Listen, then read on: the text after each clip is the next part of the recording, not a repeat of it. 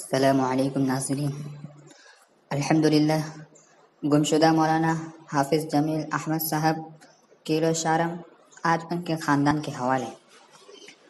واضح رہے کہ گزشتہ کئی دنوں سے مولانا حافظ جمیل احمد صاحب دماغی کمزوری کی وجہ سے اپنے خاندان سے بچھڑ گئے تھے اور 3 دن سے ان کے قرات کی ویڈیو اور تصویر سوشل میڈیا پر گردش کر رہی تھی، جس کی وجہ سے اہل ایمان خصوصاً علماء کا طبقہ بہت متفکر تھا اور جمعیت علماء تامل ناڈو کے ذمہ داران بھی متفکر تھے۔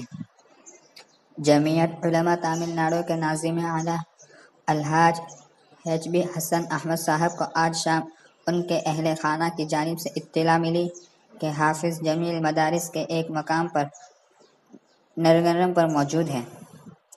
فوراً حاجی انجینئر رضوان احمد صاحب خازن جمعیت علماء تامل ناڈو کے ہمراہ ایک وفد منزل پہنچ کر مولانا حافظ جمیل احمد صاحب کو بذریعہ کار مدرسہ کاشف الہدیٰ لے جا کر بعد مغرب پھر ان کے خاندان والوں کے حوالے کیا گیا۔ چونکہ مولانا حافظ جمیل احمد صاحب کی طبیعت خراب ہے، اس لیے جمعیت علماء تامل ناڈو نے اپنے عزم کے مطابق علاج و معالجہ کا پورا ذمہ لیا ہے۔